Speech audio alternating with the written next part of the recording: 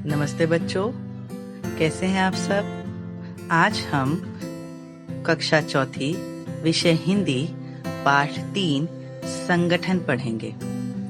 सर्वप्रथम हम संगठन पाठ के आदर्श वाचन करेंगे, फिर एक एक लाइनों का अर्थ समझेंगे।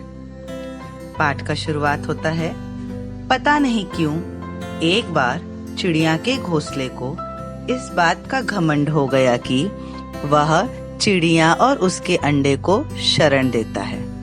गर्मी, सर्दी, बरसात में उनकी रक्षा करता है।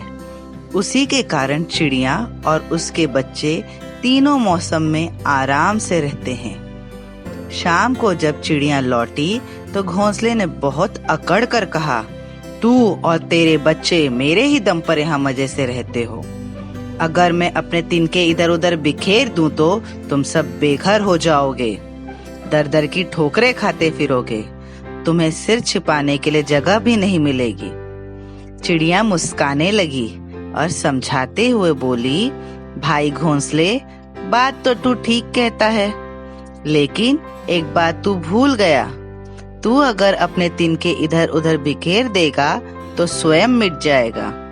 जिन तिनकों से तू बना है ये तो इधर उधर ही बिखरे हुए पड़े थे। मैंने ही तो एक एक तिनका बड़े जतन से चुना और तुझे बनाया। मेरे ही कारण तेरा अस्तित्व इस पेड़ पर है। अगर मैं तुझे ना बनाती तो तेरा यह रूप न होता, तो इस समय तिनकों के रूप में बिखरा होता। देख भाई, घमंड न कर, शक्ति बिखरने में नहीं इकट्ठा होने में है। घोंसले का सिर शर्म से झुक गया। उस दिन से उसने कोई विरोध नहीं किया। वे सब फिर से मजे से रहने लगे, संगठन की भावना से। समझ में आई बच्चों कहानी कुछ आपको? चलिए समझते हैं। पहला है, पता नहीं क्यों एक बार चिड़िया के घोंसले को इस बात का घमंड हो गया।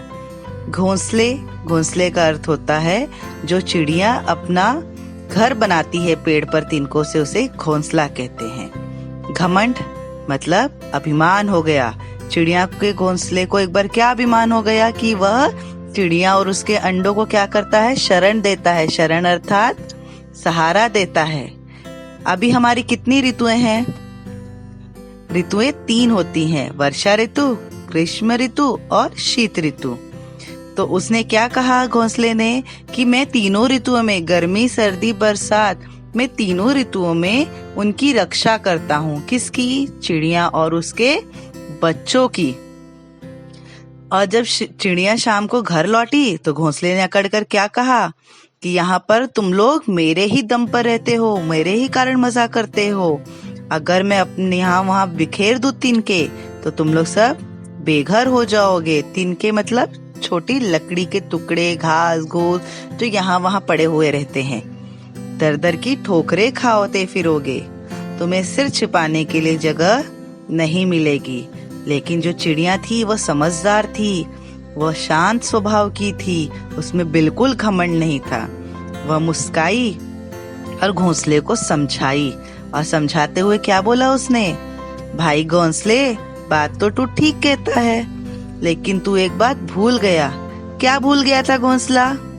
कि जो तिनका इधर उधर पड़ा हुआ था, जो बिखेरने की बात वह कह रहा है, अगर वो घोंसला तिनका यहाँ वहाँ बिखेर देगा तो क्या होगा? घोंसला खुद ही टूट जाएगा, स्वयं ही मिट जाएगा, अपने आप खत्म हो जाएगा। जिन तिनकों से तू बना है, चिड़िया क्या कहती है कि जिन तिनकों से तू बना है ये तो इधर उधर ही बिखरे पड़े थे। उसे कौन लाया?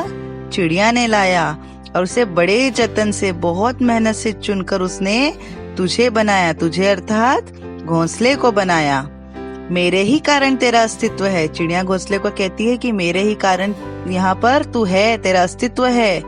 अगर चिड़िया बनाती नहीं तो क्या घोंसला होता? बिल्कुल नहीं। तू इस तिनके को अगर बिखेर देगा तो तू ही स्वयं मिट जाएगा। देख भाई, घमंड नहीं करते, क्योंकि बिखरने से या यहाँ वहाँ तिनके फेंक देने से कुछ फायदा नहीं होगा। शक्ति बिखेरने में नहीं है, इकट्ठा होने में है, एक साथ रहने में है। घोंसले का सिर शर्म से झुक गया। उसे चिड़िया की बात समझ आ गई। उसे समझ आ गई कि वह सही बात नहीं कह रहा था, वह घमंडी हो गया था। उसे चिड़िया की बात जो समझ में आई तो उसका सिर शर्म से झुक गया।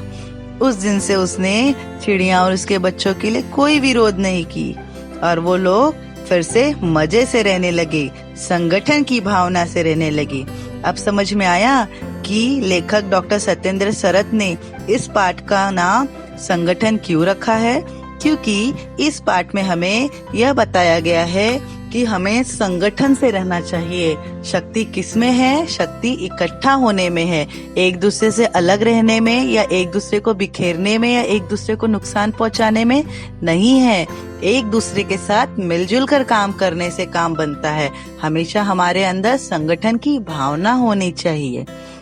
ऐसा उम्मीद करती हूँ कि आपको यह पाठ समझ में आ गया होगा।